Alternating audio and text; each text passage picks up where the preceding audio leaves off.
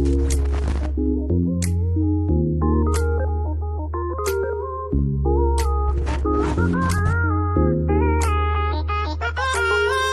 I am where the movie started, facing at a photo they've taken. Space tree flying through the skies and battles happen everywhere. Coucou, c'est Midi, je vous retrouve pour un nouveau vlog lecture et pas que, comme d'habitude, on parlera un peu de tout ce qui me passe par la tête.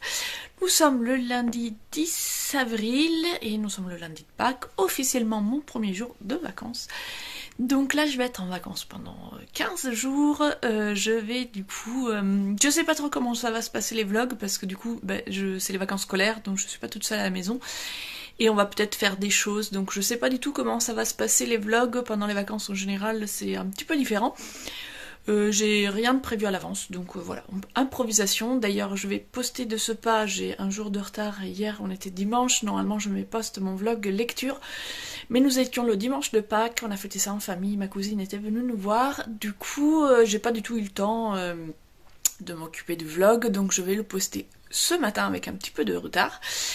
Et je vais vous parler du challenge de yoga Flexible Mind, Flexible Body et Flexible Mind, enfin je ne sais plus, le challenge qu'organise au mois d'avril Cassandra sur sa chaîne dédiée au yoga. Et donc je continue tranquillement pendant mes vacances.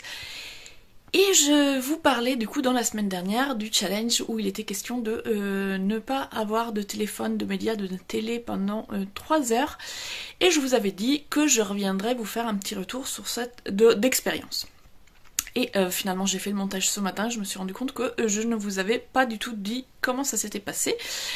Et c'était finalement intéressant parce que je me suis rendu compte que ça m'a très vite manqué, du moins.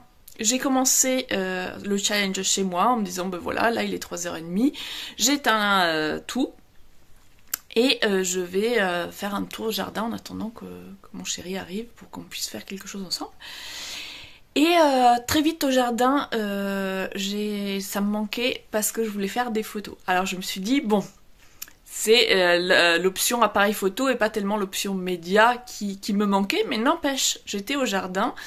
Et au bout d'une demi-heure, j'avais déjà envie d'avoir mon téléphone sur moi. Donc j'ai fait cette réflexion en me disant finalement je passe beaucoup de temps dans le jardin à observer la nature, mais je la photographie au lieu de profiter de l'instant présent et de juste regarder avec mes yeux.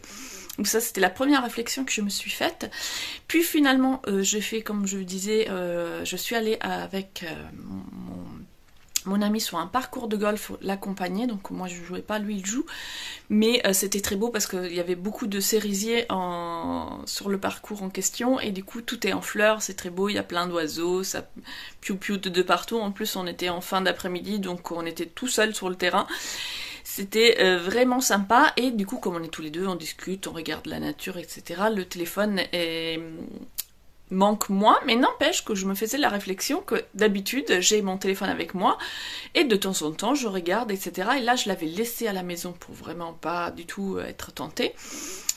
Et voilà, j'avais toujours ce réflexe en me disant ah non j'ai pas mon téléphone, ah je vais appeler notre fille pour dire qu'on rentre, ah ben non j'ai pas mon téléphone. Et finalement je me suis rendu compte que ce côté d'avoir tout le temps le téléphone sur soi, à quel point j'étais vraiment attachée au téléphone. Et donc Cassandra proposait justement la suite de son challenge en disant voilà, une fois que vous aurez fait vos 3 heures, etc., regardez un petit peu comment ça s'est passé et pourquoi pas mettre en place une fois par jour pendant seulement 1 heure, mais voilà. Et du coup je me suis dit que ça serait intéressant que je le fasse. Du coup je me suis dit ça, je sais pas, je crois qu'on était vendredi, samedi j'ai oublié, dimanche j'ai oublié, mais je vais essayer aujourd'hui. J'ai essayé à partir d'aujourd'hui de faire 1 heure par jour où vraiment j'éteins mon téléphone ou alors je le pose loin de moi et pendant 1 heure entière je ne regarde pas si j'ai des messages, je ne regarde rien du tout. J'essaie de m'en passer pour 1 heure entière sans téléphone. On va voir. Bon, c'est comme ça, juste, voilà, il n'y a pas d'enjeu, c'est juste un peu pour me challenger moi-même, mais je me suis dit que c'était intéressant, que je m'étais pas rendu compte à quel point j'étais un peu accro, on va dire, au téléphone. Et du coup, voilà, d'essayer pendant 1 heure par jour au moins, de faire quelque chose sans regarder mon téléphone à aucun moment. Voilà, voilà. C'était tout pour cette petite introduction de ce nouveau vlog. Et puis je vous amènerai au fil de la semaine avec moi dans mes lectures et dans mon jardin sans doute, parce que c'est les vacances, je vais en profiter. Coucou, je vous retrouve, nous sommes le mardi 11 avril et je viens vous voir aujourd'hui pour vous parler des 4 accords Toltec de Don Miguel Ruiz que j'ai terminé. C'était une de mes lectures de chevet, je l'ai terminé hier. Et donc je viens vous faire un petit retour. C'était un livre dont j'ai beaucoup entendu parler et j'avais quelques réticences parce que j'avais peur de tomber un peu sur un livre genre gourou, je vais vous expliquer tout ça, et c'est vrai que le ton gourou, non pas que certaines personnes ne disent pas des choses intéressantes, mais ce ton genre moi je vais vous expliquer la vie, je supporte pas. Donc il y avait plusieurs livres qui m'avaient été conseillés ou dont c'était des auteurs dont j'avais beaucoup entendu parler et qui avec moi ça ne passait pas du tout à cause de leur ton, et du coup quand j'ai entendu parler des 4 accords Toltec, j'avais peur de ça et du coup j'ai rechigné à l'acheter et je me suis dit bon, si je le trouve d'occasion je me lance, sinon tant pis, c'est que c'était pas pour moi. Évidemment je l'ai trouvé d'occasion et du coup je l'ai lu. Et alors évidemment l'auteur il détient une vérité qu'il pense être la bonne, sinon il nous la partagerait pas. Mais j'ai trouvé que donc il s'appelle Don Miguel Ruiz, n'a pas ce ton du gourou qui va t'expliquer la vie et que si t'es pas d'accord avec lui t'as rien compris. Il a un ton beaucoup plus humble, donc lui il t'explique sa façon de voir les choses et puis voilà, t'adhères pas, ça te parle pas, le chemin c'est à toi de le faire. Lui il ne fait que t'expliquer sa vision des choses et la vision qu'il tient de la culture Toltec, qui est du coup une culture précolombienne mexicaine. Et donc lui, voilà, un peu ce qu'il en retient, comment ça s'est transformé aussi, parce que bon, la culture Toltec telle qu'elle était à l'ère précolombienne, et ce que en fait lui, c'est probablement pas du tout la même chose, mais en tout cas, voilà, ce que ces enseignements-là lui ont apporté, et ce que lui, il a compris, il nous le partage, mais sans avoir ce côté condescendant avec nous pauvres incultes qui n'avons pas compris. Voilà, ça c'est... Du coup, déjà, le ton m'a beaucoup plu. Et puis dans l'introduction, il y a tout un côté où il explique qu'en fait notre réalité n'est pas la réalité, mais plutôt c'est un rêve qui est créé par toutes nos visions, et donc qui crée même une vision globale de la société. Ce n'est pas une réalité, mais plutôt la somme de tous les rêves de tous ceux qui pensent que ça devrait être comme ça, et que du coup à partir de là on peut se créer une autre réalité, et que cette réalité elle se crée en fonction de nos réactions. Et donc il va donner ces fameux 4 accords qui sont des principes d'une simplicité étonnante, et en même temps moi je les ai trouvés, ça m'a vraiment parlé. Même si c'est très simple, je me suis très vite rendu compte en réfléchissant un peu à ce qui me blesse, pourquoi certaines fois je me sens pas bien, etc.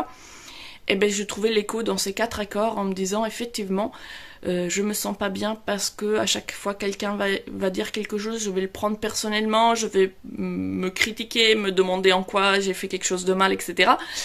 Et donc là il nous explique ben voilà, ça c'est notre façon de réagir, ça nous appartient, mais du coup ça on peut le changer, et que quelqu'un qui va nous agresser, ben en fait c'est pas nous, c'est lui.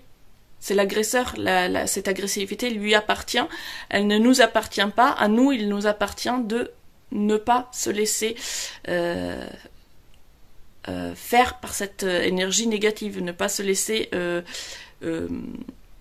comment dire, ne pas laisser se déstabiliser au fait.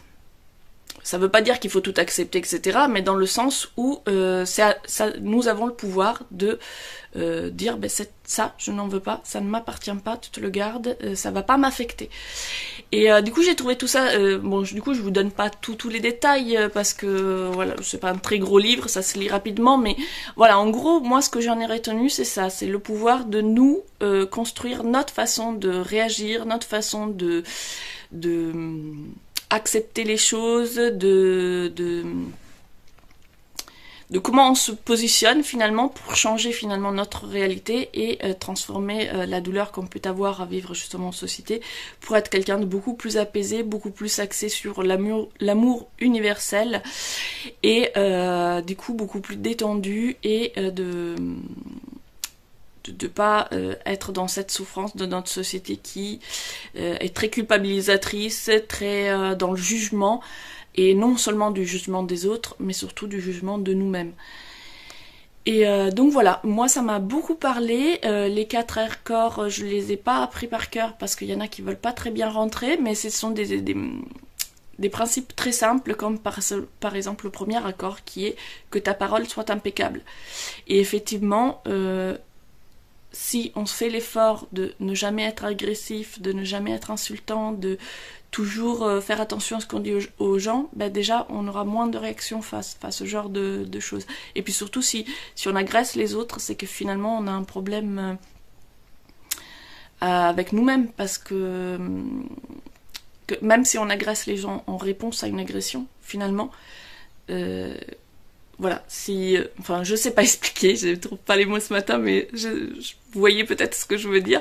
En tout cas, si ce genre de choses vous intéresse, je vous conseille les 4 accords Toltec, dont j'ai beaucoup aimé les principes. Ce sont des principes très simples, pas très faciles à mettre en application, mais en tout cas très faciles d'essayer, non pas d'y arriver, mais voilà, c'est pas des concepts compliqués qui demandent des recherches philosophiques, c'est vraiment des choses très simple à appliquer dans la vie. Et moi du coup j'ai aimé cette simplicité, pas besoin de les chercher midi à 14h en fait. Les choses sont moins complexes qu'on veut le croire, et du coup plus facile aussi à tenter de mettre en œuvre. Et voilà. C'est tout. Voilà. Moi j'ai aimé la simplicité et puis le ton. Bien sûr, quand je dis le ton humble, évidemment, toute personne comme ça qui pense détenir une vérité et qui va nous la partager aura forcément une espèce d'aura de moi je sais et je vais vous expliquer. Mais il y a la façon de le faire, et je trouvais que la façon de le faire de Don Miguel Ruiz était beaucoup plus humble que d'autres livres que j'ai lus, et il ne s'impose pas, il explique ce que lui il croit, et à nous, libres d'en faire ce qu'on veut. Voilà. C'est tout pour ce matin.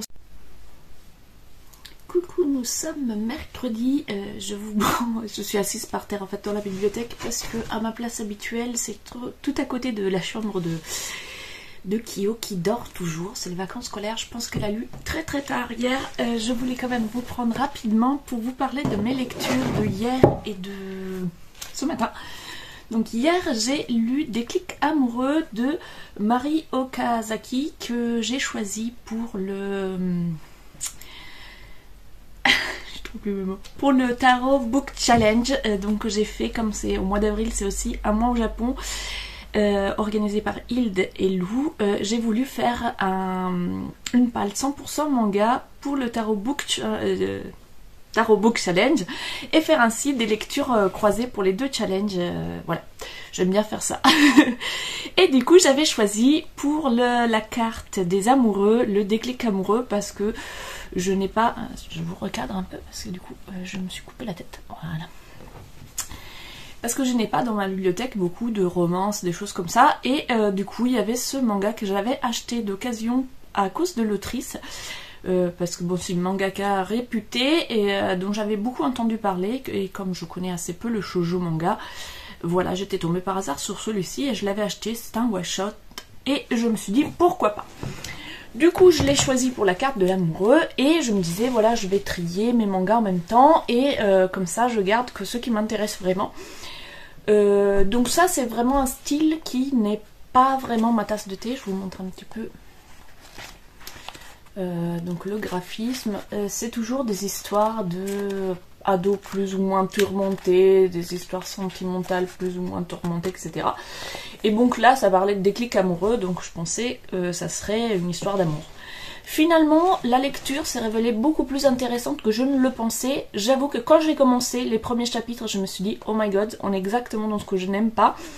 Donc on va rencontrer une gamine, une lycéenne qui se fait de l'argent de poche en vendant des photos des culottes de ses camarades.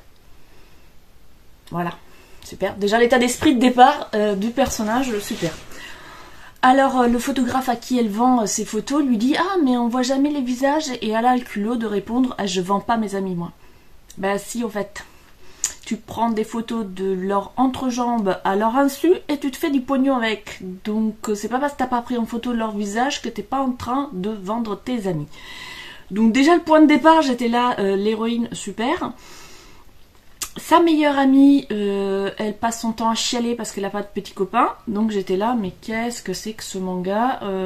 Je regarde, quand est-ce qu'il a été publié? Donc il a été publié en 98. Enfin, la version originale, je parle, hein, pas de la version française.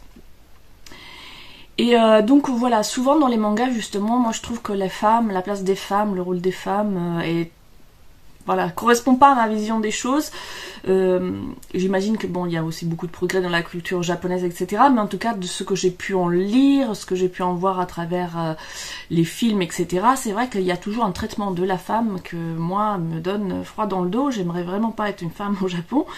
Et quand j'ai commencé ce manga, je me disais mais déjà l'idée qu'il y ait des hommes qui achètent des photos de petites culottes, ça me horripile. Le fait qu'une jeune fille se fasse du pognon sur ça au détriment de ses amis, j'étais là mais... Donc le point de départ m'a fait froid dans le dos et je me suis dit je vais le lire quand même parce que comme ça après je m'en débarrasse. Finalement, ça c'est le point de départ et l'histoire se révèle beaucoup plus intéressante, notamment du point de vue des femmes et de leur émancipation, etc. J'ai beaucoup aimé la fin parce que justement à la fin, il y a les femmes, toutes les femmes dans cette histoire, en fait il y en a 3, toutes les 3 vont finalement s'émanciper complètement par rapport au rôle de l'homme, de ce qu'il va représenter, de ce dont elles auraient besoin. Et du coup j'aime beaucoup la fin. Ceci dit, c'est vrai que avant d'en arriver à la fin, il y a quand même tous entre cette minette qui pleure parce qu'elle veut un copain, parce qu'elle a rien dans sa vie, elle a pas de but, etc. Et du coup elle rêve d'un amour éternel pour remplir son vide. Donc j'ai envie de dire, ben commence par remplir ton vide avec toi-même au lieu de rêver d'un homme pour remplir ça. L'autre qui... une photographe qui est en pleine crise de conflit existentiel, conflit avec son mec, conflit créatif, etc. Bref, tout tourne un petit peu autour quand même des hommes jusqu'à ce que finalement elle s'en libère. Donc j'aime la fin, mais quand même on est dans des sentiments que j'ai moi personnellement du mal à comprendre. Donc tout ce côté besoin d'un homme, besoin de machin... C'est quelque chose que donc toute la première partie, c'est pas que le manga est très bien fait, mais disons que j'ai du mal moi à éprouver de l'empathie, à me mettre à la place des héroïnes parce que je comprends pas leurs sentiments. Mais du coup, l'histoire finalement, le déclic, c'est le déclic de l'appareil photo, donc ce n'était pas vraiment une histoire d'amour comme le titre me le laissait entendre. On est plus sur une lycéenne qui fait de la photo parce qu'elle aime ça et finalement elle va être un peu poussée par un photographe qui découvre son travail et à travers les fameuses photos de petites culottes, mais qui trouve qu'elle a du talent et du coup il va la pousser. Et en fait, s'il veut la pousser, c'est pas tellement pour son talent à elle, mais plutôt parce qu'il cherche à créer, en quelque sorte, une rivale pour sa petite copine qui est également photographe et qui est un peu en perte d'inspiration, etc. Donc l'histoire tourne plus autour de la photo, de l'inspiration, de qu'est-ce qui fait qu'on est un bon photographe. Et finalement, petit à petit aussi, les trois héroïnes de l'histoire vont finalement s'émanciper de ce besoin d'avoir un homme pour nous porter. Et finalement, elles se rendent compte qu'elles ont besoin de personne et qu'elles peuvent se porter toutes seules. Donc j'aime beaucoup la fin. Après, ce côté un peu mélo de la narration, moi, me correspond pas. Ce côté un peu sensuel aussi, c'est pareil, ça me... Voilà. J'ai trouvé que la morale de l'histoire était finalement pas mal, que le contenu était beaucoup moins mièvre que ce que je pensais, et qu'au fait on est sur une question de chercher sa voie et pas sur une question d'histoire d'amour. Donc le propos est très intéressant, mais après ce n'est pas le style de manga que j'aime parce que ça a un ton un peu mélodramatique auquel moi j'ai du mal à adhérer, auquel je m'identifie pas en fait, tout simplement. Donc je vais pas garder ce manga dans ma bibliothèque et du coup, si ça vous intéresse, dites-moi, il y a moyen que je vous le fasse tourner. Voilà. Sinon ce matin, les lectures complètement différentes. J'étais dans la BD jeunesse avec le grimoire d'Elphie, le premier tome. C'est une série donc jeunesse que j'ai découvert grâce à Chikipou, si ma mémoire est bonne, je l'avais repérée chez elle. Donc on va suivre cette jeune fille qui est orpheline et qui va vivre dans un bus avec sa sœur aînée, enfin ses deux sœurs, dont l'aînée a 18 ans, elle vient de récupérer leur garde, elles ont perdu toutes les trois leur mère. Et donc la sœur aînée vient de récupérer leur garde et les emmène avec elle à l'aventure dans un bus bibliothèque où elles vont faire comme ça le tour de France avec ce bus bibliothèque. La sœur leur donne des souvenirs de leur mère et Elphie va recevoir ce grimoire, donc un carnet vide dans lequel elle commence à écrire des histoires et en commençant à nourrir ce grimoire, le grimoire se révèle être magique et donc elle va ainsi donner vie à une sorte de magie. Voilà, je vous en dis pas beaucoup plus, c'est vraiment, on est dans le tranche de vie, il y a de la magie, mais c'est rien de vraiment extraordinaire, c'est plus dans le tranche de vie, mais avec ces petites touches de fantastique et de... comment on appelle ? De merveilleux, voilà, cherchez le mot, de merveilleux. Donc Elphie va découvrir que finalement elle a un pouvoir de sorcière, que sa mère avait le même, et elle va donner vie à certaines choses grâce à son grimoire et aux histoires qu'elle va écrire. Donc on est vraiment dans du jeunesse, hein. Je vous montre un peu quelques images, même au niveau du ton, de la narration, des personnages qui sont quand même très puérils. Mais c'est très bien fait, la narration est sympa, les personnages sont quand même touchants. Bon, ils sont puérils, elle a 11 ans, son autre sœur a 12 ans, la plus âgée a 18. Donc voilà, 11-12, leurs réactions sont tout à fait adéquates avec leur âge, hein. Mais voilà, bon, en tant que lecteur adulte, c'est vrai qu'il y a un côté un petit peu puéril, elles se chamaillent, les deux sœurs se chamaillent tout le temps, etc. Mais c'est très sympathique, c'est très touchant. Puis ce côté merveilleux où elle nourrit son grimoire en écrivant des histoires dedans et ça active la magie du grimoire. J'ai trouvé ça très sympa. Et puis c'est une ode justement à l'imagination, à pousser les enfants à écrire, à créer, à rêver et à croire en la magie. Donc très jolie lecture jeunesse. Voilà, c'est tout pour les lectures que je voulais vous présenter aujourd'hui. Je m'en vais de ce pas continuer avec des histoires de sorcières. J'ai avancé hier dans Les sorcières d'or, mais je me suis finalement endormie assez tôt. Du coup, j'ai envie de continuer un petit peu. Je pense pas que je vais... Il me reste encore un bon... Je lis pas très vite, il me reste encore tout ça. Donc il va me falloir encore quelques jours, mais j'aimerais bien avancer aujourd'hui.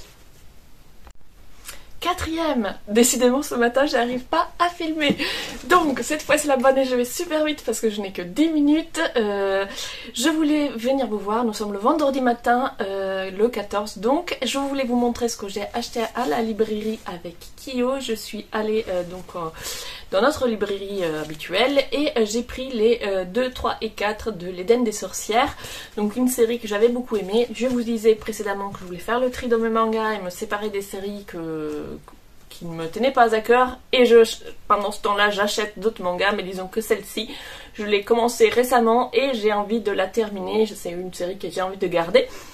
Donc voilà, 3 nouveaux mangas que j'espère lire ce mois-ci, et aujourd'hui commence le marathon de lecture dédié au thème des 2 guerres mondiales que j'organise avec ma fille Kyo, donc je vous mettrai son Instagram ici et en barre d'infos. Et avec Blandine de Vivre Livre, donc sur la thématique des 2 guerres mondiales, j'ai choisi, ou plutôt c'est ma fille qui a choisi pour moi, puisque c'est un livre qu'elle me prête, et qui était déjà dans ma palle du Tarot Book Challenge. Donc c'est La Chambre des officiers de Marc Duguin, je sais pas comment ça se prononce, bref. Donc nous avons récemment remporté cet exemplaire à un concours, donc on a le roman et l'adaptation en bande dessinée. Je vais commencer par le roman et je lirai plus tard la bande dessinée. Ma fille Kyo donc a déjà lu les 2. Elle a beaucoup aimé à la fois le roman et la bande dessinée, donc voilà, j'ai hâte de découvrir à mon tour. C'est un petit roman, il fait 172 pages, donc j'espère le terminer dans le week-end. Donc le marathon commence aujourd'hui le 14 et se termine dimanche soir. Donc je viendrai vous faire un petit peu au fur et à mesure les avancées de nos lectures. Maintenant je vous laisse puisque je voudrais finir mon café avant mon cours.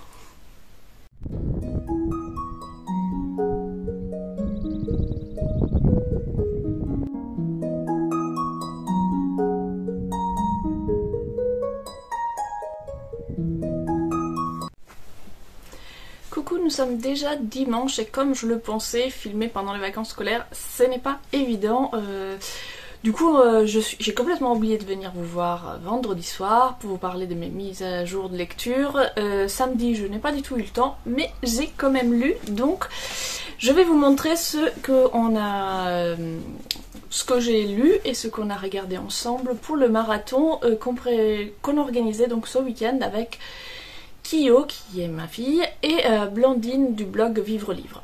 Le thème de ce marathon, comme je l'ai précisé avant, c'était du coup les 2 guerres mondiales, et moi j'avais choisi comme roman La Chambre des officiers, un roman qui était déjà dans ma palle pour le Tarot Book Challenge et qui m'a été prêté par Kyo. Elle l'a lu dans le cadre des cours de français. Et nous avons joué un concours et j'avais remporté l'adaptation en bande dessinée qu'elle a lue récemment. Donc je vous mettrai le lien en bas pour voir, si vous voulez voir son avis sur l'adaptation en bande dessinée. Donc moi je pensais lire ce roman sur les 3 jours. Ce que finalement, le premier jour j'ai lu les 54, il fait 172 pages, donc j'avais calculé que si j'en lisais entre 50 et 60 par jour, je pourrais finir le livre. Le premier jour, j'ai lu 54 pages, donc j'étais bien comme il faut, sauf que hier, j'ai pratiquement pas lu, j'ai dû lire même pas 10 pages. Donc, ouais, voilà, je suis à 66. Et il est déjà l'après-midi avancé, donc j'espère, je vais m'y mettre dès que j'aurai fini avec la vidéo, je vais m'y mettre, j'espère le finir d'ici ce soir, mais ce n'est pas sûr, il fait super beau, on a plus envie d'aller se balader que de bouquiner.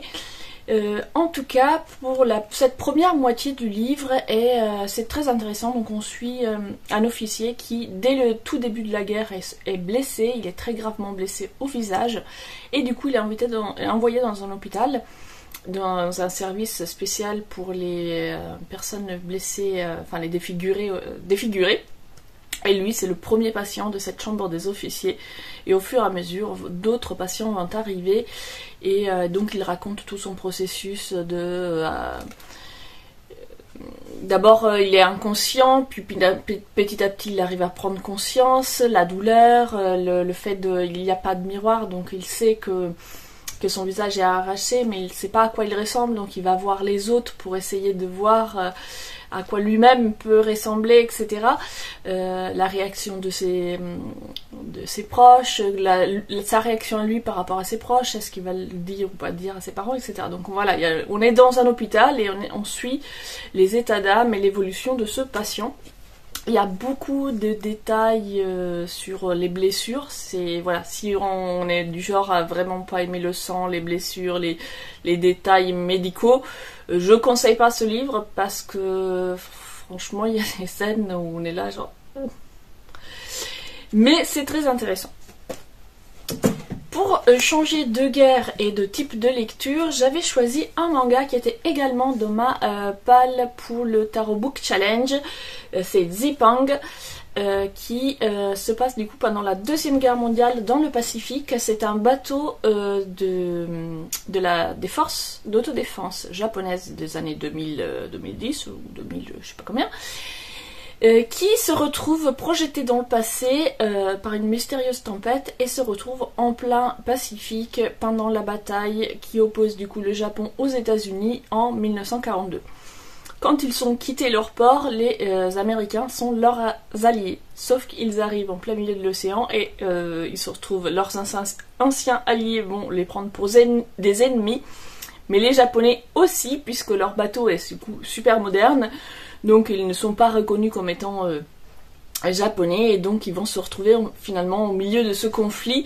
Tout le monde est un ennemi potentiel. Il faut surtout pas qu'une armée ou l'autre prenne possession de leur bateau parce que comme ils sont très en avance techniquement, cela pourrait avoir des conséquences irrémédiables sur l'histoire. Donc ils vont beaucoup se poser des questions, faut-il intervenir ou pas pour ne pas modifier l'histoire.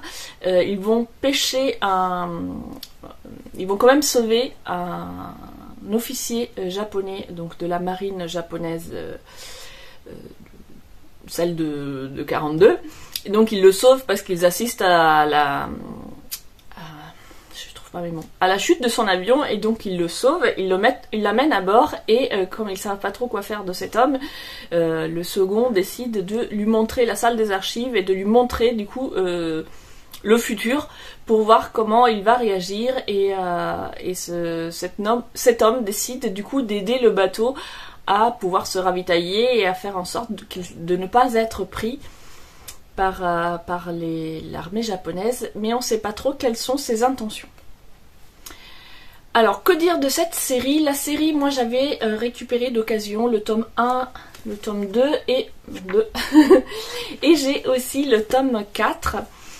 Mais je n'avais pas le tome 3, donc je n'ai lu que les 2 premiers, et la série fait en tout, je crois, 43 tomes, donc il est clair que je ne me lancerai pas dans une série de cette longueur. Je sais pas si je le savais au moment où j'ai acheté les premiers, mais en général quand une série fait 40 tomes, je la commence même pas. C'est une série, ces tomes-là, je les avais achetés, ça fait plusieurs années qu'ils sont dans ma bibliothèque. Je les avais achetés à l'époque parce que j'avais lu une revue qui parlait de cette série et ça m'avait donné envie. Et du coup, j'avais cherché d'occasion les premiers tomes et je les ai jamais lus. Donc voilà qui est chose faite.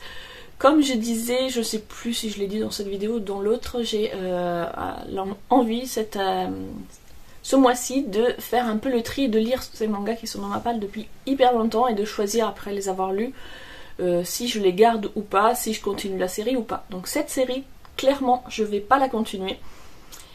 Tout d'abord parce qu'elle fait 40 tomes et voilà, j'aime pas les séries qui font 40 tomes. Moi j'aime bien, voilà, max 10 tomes et après passer à autre chose. Je suis pas fan des séries à rallonge. Et quand bien même elle n'aurait fait que 10 tomes, finalement je pense que je l'aurais pas continué non plus parce que j'ai trouvé que ça aborde des thématiques intéressantes. Donc tout le dilemme auquel vont devoir faire face les Japonais du 21e siècle face au conflit armé des années 40.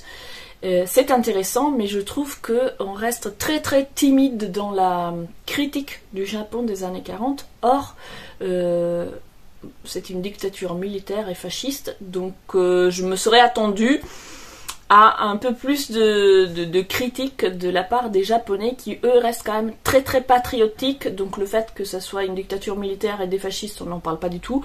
Leur dilemme, c'est de est-ce qu'on modifie l'histoire ou pas ? Parce qu'évidemment, ils aiment quand même leur Japon, et que s'ils modifient l'histoire, ils pourront jamais retrouver le Japon qu'ils ont connu. Qui est du coup celui qui a perdu la guerre. Et en même temps, le fait d'assister au combat et de voir des navires japonais se faire attaquer sans réagir leur pose un problème. Alors que le comportement de l'armée japonaise semble leur imposer beaucoup moins. Le fait que les Japons soient en train d'envahir d'autres pays, s'il y a le protagoniste, celui-là, voilà, c'est les 2 protagonistes principaux. Celui-ci, c'est celui du 21e siècle. Il fait, à un moment donné, dans le tome 2 d'ailleurs, je crois, une critique sur le fait que, oui, le Japon a dit qu'il allait libérer l'Asie, mais en réalité, vous vouliez juste les matières premières, comme les Occidentaux avant vous.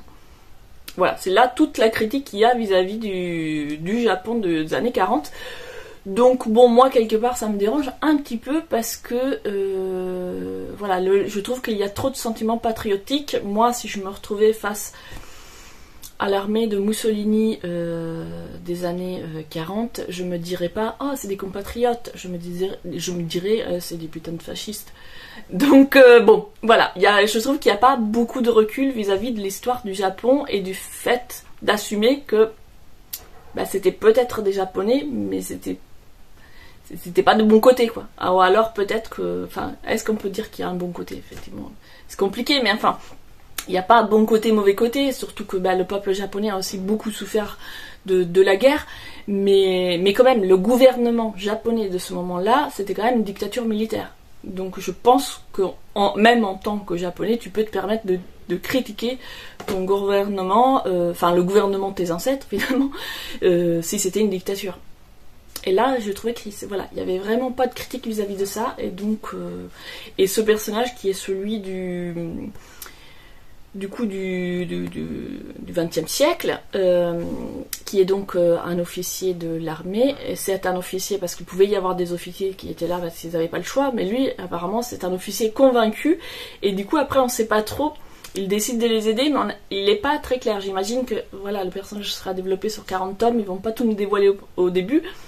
Mais du coup, on comprend pas trop ce que c'est ses motivations. Par contre, ce qu'on sait, c'est que c'est un vrai patriote, voilà, même pas au sens positif, quoi, parce qu'ils sont quand même en train d'envahir d'autres pays, pas en train de défendre le leur. Bref, voilà pour la lecture. Et puis hier soir, nous avons regardé donc un film, et nous avons regardé Le Pianiste qu'on avait emprunté à la bibliothèque. C'est un très beau film que j'avais déjà vu, mais Kyo ne l'avait toujours pas vu, alors c'est pas facile. Elle en a d'ailleurs fait des rêves, on a tous un peu rêvé de nazis du coup cette nuit, mais c'est un très beau film. Donc on est à Varsovie, pour ceux qui ne connaissent pas, c'est un film très très connu, mais bon, si vous ne connaissez pas, on est à Varsovie, donc ça commence en 1939. Le personnage, c'est un pianiste, Spilsman, et au début, c'est en 39, donc c'est le début du conflit, etc. On voit sa famille qui se prépare à partir, mais ils écoutent la radio et ils entendent que la Grande-Bretagne vient d'entrer en guerre contre les nazis. Et du coup, ils sont soulagés, ils pensent que la guerre ira vite et décident de rester sur place. Pas très bonne idée, puisque le conflit finalement, comme nous le savons, va s'éterniser et qu'ils vont très vite être arrachés à leur propre maison pour être mis dans des ghettos. Puis viendront les restrictions de plus en plus, il faut pouvoir rester, avoir des permis de travail, ensuite il y a des déportations, etc. Et donc on va suivre le héros qui va rester à Varsovie. Sa famille va être déportée, lui il va être sauvé in extremis et il va devoir se cacher pendant toute la guerre à Varsovie, au sein même de là où il y a les Allemands en fait. Donc c'est très très beau film, une très bonne interprétation, je sais plus comment s'appelle l'acteur, celui-là. Il est vraiment extra, le film est très beau, par contre voilà, faut être accroché parce qu'on a envie de pleurer du début à la fin. Voilà. En tout cas, très beau film. Donc voilà pour ce marathon, je m'en retourne à la chambre des officiers et je vous laisse là pour aujourd'hui. J'espère que même si le blog était un petit peu chaotique, ça vous aura plu, que on se retrouvera la semaine prochaine avec de nouvelles lectures. Je serai encore en vacances, donc je ne sais pas du tout comment est-ce que je vais filmer, pas filmer, voilà. Je vais faire un peu en fonction du feeling du moment, hein. Je me force pas, si je le sens pas, je le fais pas. Donc je vous promets rien, mais il y aura peut-être une vidéo dimanche prochain.